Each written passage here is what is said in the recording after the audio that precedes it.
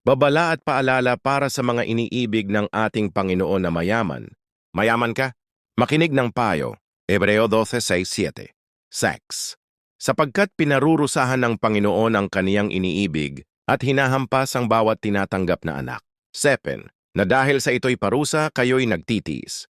Inaari kayo ng Diyos na tulad sa mga anak, sapagkat alin ngang anak ang hindi pinarurusahan ng kaniyang ama. 1 Timothy 6:17-19. Sebesapon ang mayayaman sa sanglibutang ito, ay pagbilinan mo na huwag magsipagmataas ng pag-iisip at huwag umasa sa mga kayamanang di nananatili, kundi sa Diyos na siyang nagbibigay sa ating sagana ng lahat ng mga bagay upang ating ikagalak. 18. Na sila'y magsigawa ng mabuti, na sila'y magsiyaman sa mabuting gawa, na sila'y maging handa sa pamimigay, maibigin sa pamamahagi. 19. Na mangagtipon sa kanilang sarili ng isang mabuting kinasasaligan para sa panahong darating, upang sila'y makapanangan sa buhay na tunay na buhay. Pahayag 3:17-22. Sapagkat sinasabi mo ako'y mayaman at nagkamit ng kayamanan, at hindi ako nangangailangan ng anuman, at hindi mo nalalamang ikaw ang aba at maralita at dukha at bulag at hubad. 18.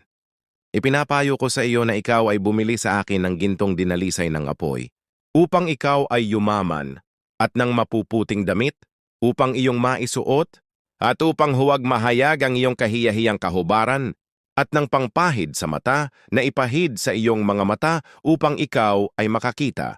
19. Ang lahat kong iniibig ay aking sinasaway at pinarurusahan, ikaw nga'y magsikap at magsisi.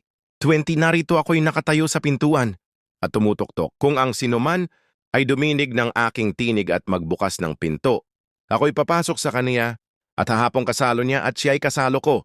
21. Ang magtagumpay ay aking pagkakaloobang umupong kasama ko sa aking luklukan, gaya ko naman na nagtagumpay, at umupong kasama ng aking ama sa kaniyang luklukan.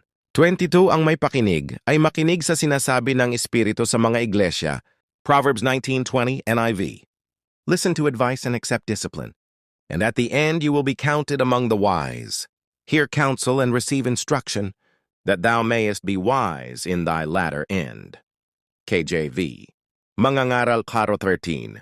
Maigi ang dukha at pantas na bata kaysa matanda at mangmang na hari na hindi nakakaalam ng pagtanggap ng payo pa. Assignment. Please read. Powerful Parable Message of Jesus, Matthew 7:24-27 and chapter 25:1-14.